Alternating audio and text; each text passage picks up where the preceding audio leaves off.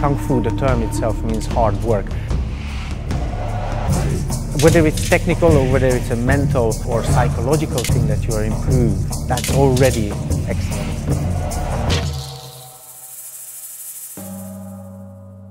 Well, I haven't had breakfast this morning, so that's I had a coffee and a protein shake. That was my morning. I've got 2 young children, so really busy life.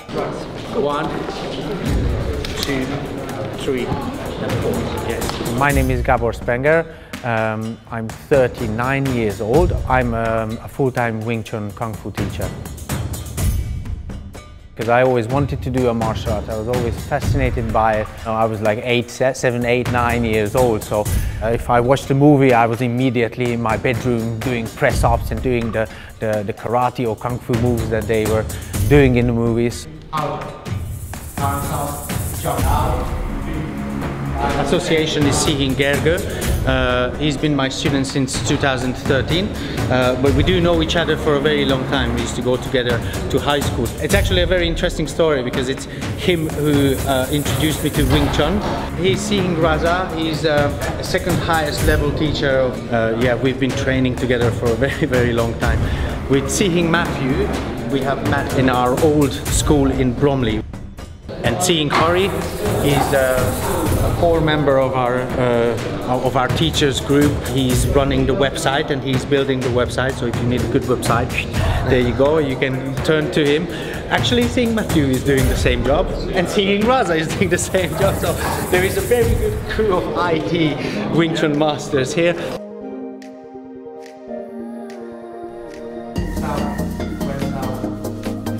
Some of them are going to school still. It's a constant improvement. You know, whether you're a gardener, a painter, or an artist, it doesn't matter. You'll find something that applies to you in Wing Chun.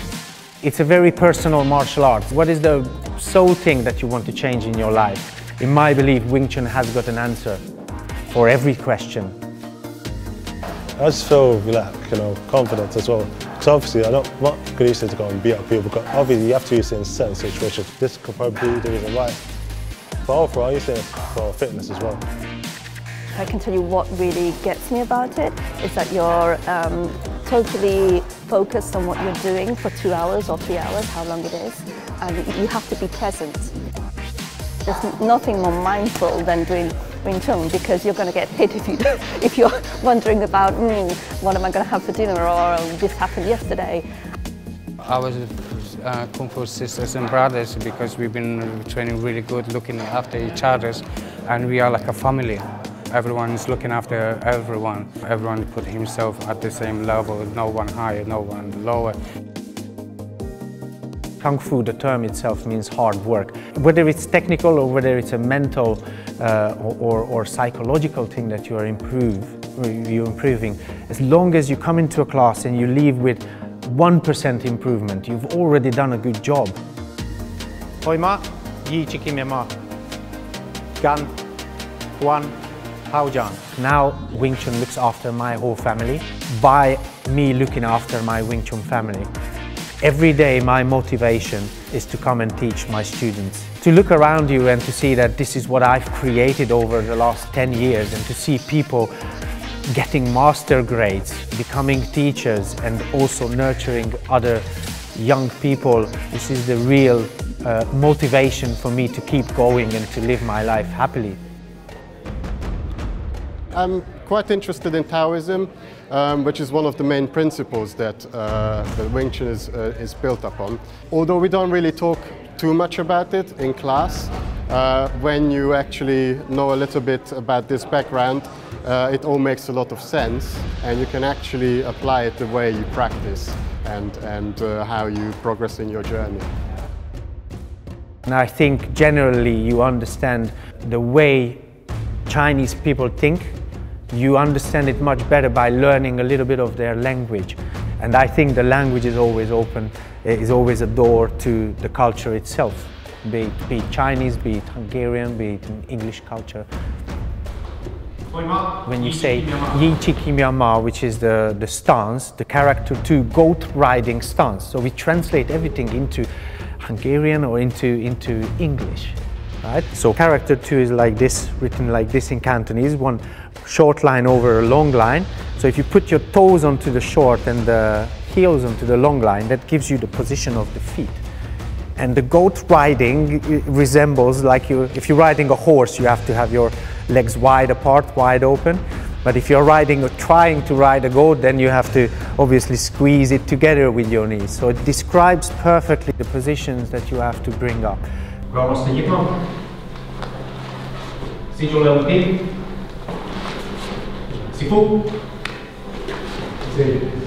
Seeing respect to each other. The history of Wing Chun comes down from roughly about 350 years ago. So when it was created in the Shaolin Temple by 5 leading masters, it was kept as a secret. So you would not just open a school and teach it like how we do it. Yeah. You would just teach it to your son or to your cousin. And then finally we get to Grandmaster Yip Man, who is very famous from being the master of Bruce Lee. I mean, before it was only Chinese males who could learn it. And now women, children, Caucasians, whoever you are, you can learn it. Because I think the soul in a human being is not about where you're from.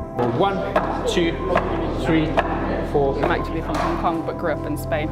I think that growing up, I always considered myself Spanish, but actually now that I go back from time to Hong Kong at the same time, while I'm there, I can actually see the comparison between how my upbringing is quite different to perhaps other families in Spain, and comparing that and being able to speak about that now with my friends as well. It's quite enlightening for them too. So a process of self-discovery, I'd say. 2, 1, 2. It came from China. It uses Cantonese as its main language traditionally, and we have to do everything to keep this alive.